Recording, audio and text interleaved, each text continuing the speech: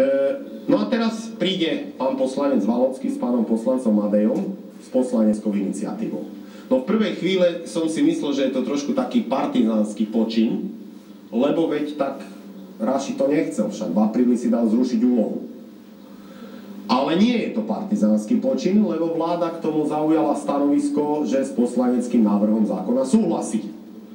Takže tu nejde o nejakú poslaneckú iniciatívu, ktorá prebieha na základe ľubovôle poslancov, ale podľa môjho názoru o celkom premyslenú stratégiu, ktorá spočíva v tom, že je obchádzaný riadny legislatívny proces. No áno, touto fintou, že to predložia poslanci Národnej rady v pléne, obídu normálny legislatívny proces, lebo je to poslanecká iniciatíva, vláda s tým nič nemá, bude to schválené. Keď to ústavný súd zruší, tak to zruší poslancom, nie vláde. Keď to ústavný súd nezruší, no tak Hosana dosiahla vláda to, čo chcela, veľmi zaujímavou fintou.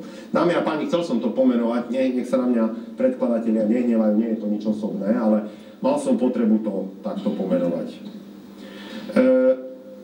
Pán poslanec Valocký ako jeden z navrhovateľov, myslím, že odôvodnil, čo ten zákon chce, počúval som jeho vystúpenie pozorne.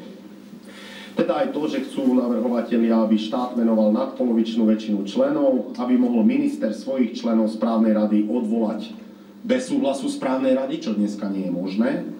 Navrhujú teda, aby doterajšie funkčné obdobie členov správnych rád skončilo k 31. januáru. Bude to nakoniec 28. februáru, lebo asi prejde ten pozmeňovací návrh, ktorý máme v spoločnej správe. Musím povedať, že je to vážny zásah do fungovania správnej rady. Je to vážny zásah preto, lebo správna rada prvá vznikla menovaním uznesením vlády a všetky ostatné zmeny v správnych radách vznikajú tak, že zakladatelia navrhujú členov a správna rada ich volí. Čiže sú to volení členovia správnej rady. Touto zmenou sa z nich stávajú menovaní členovia, čiže výrazným spôsobom sa oslabuje ich mandát v tej správnej rade. To je jedna vec. A druhá vec, minister ich môže teda tých svojich kedykoľvek odvolať. To znamená, nezávislosť ich rozhodovania v tej správnej rade bude značne oslabená práve zvýšením vplyvu ministra. Treba povedať, že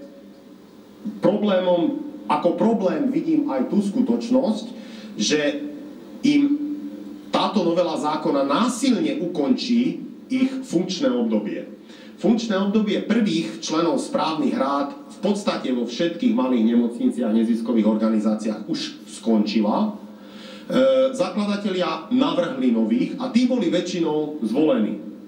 Musím povedať, že nie všade to prebehlo, ale jediný príklad, ktorý poznám, a znovu nechcem byť osobný, lebo sa to nepatrí, je pán poslanec Valocký a správna rada neziskovej organizácie ZOBOR, kde teda pán poslanec bol navrhnutý ministrom zdravotníctva a správna rada ho neakceptovala nie preto, že by im bol nesympatický, alebo že bol zo strany Smer, ale preto, lebo je v tom istom meste riaditeľom veľkej štátnej nemocnice a musím povedať, že určitý konflikt záujmov tam vidím. Z vlastnej skúsenosti môžem povedať, že bol som v jednej správnej rade, kde bol riaditeľ štátnej nemocnice z toho istého mesta v správnej rade a nerobilo to dobre, nazvem to tak, v obchodnej politike zdravotníckeho zariadenia vo vzťahu napríklad k poisťovniam. Čiže ja tomu dôvodu rozumiem. Treba povedať, že nechcem ale teraz upodozrievať pred jedného z dvoch navrhovateľov, že preto predkladá túto novelu. Len to tak hovorím v tejto súvislosti. Fakt ale, že im ukončí novela zákona mandát, teda funkčné obdobie niekedy koncom januára alebo koncom februára, je podľa môjho názoru nie celkom v súlade s ústavou a je retroaktívne. Tento zákon pôsobí retroaktívne. Zasahuje do niečoho, čo je ustanovené na nejaké funkčné obdobie. Myslím si, a povedal som to aj v prvom čítaní, že novela zákona o neziskových organizáciách je aj o správnych radách, ale hlavne je o majetku týchto neziskových organizácií, teda o prioritnom a neprioritnom majetku. Veľmi krátko vysvetlím. Keď štát vkladal majetok zdravotníckeho zariadenia nemocnice do neziskovej organizácie, určil v zakladateľskej listine čo je prioritný a neprioritný majetok. Prioritný majetok je taký, ktorý môže slúžiť len na zdravotnú starostlivosť. Neprioritný môže slúžiť aj na iné účely, aj na zdravotnú starostlivosť, ale hoci aj na podnikateľské účely. Áno, neprioritný majetok mohol byť predaný, mohol byť prenajatý. Malo to aj svoju logiku, lebo však aj v príspevkovej organizácii v nemocnici sa predáva a prenajíma, čiže nie je to nič mimoriadne ani žiadne tunelovanie, rozhoduje o tom správna rada, ktorá je ustanovená prvá menovaním, ďalšia volením v zmysle zákona. Zmena, ktorou ale prináša táto novela, hovorí o tom, že nakladanie s nehnuteľným majetkom, ktorý vložil štát ako zakladateľ alebo spoluzakladateľ do neziskovej organizácie, sa vyžaduje predchádzajúci písomný súhlas zakladateľa alebo spoluzakladateľa, ktorým je štát.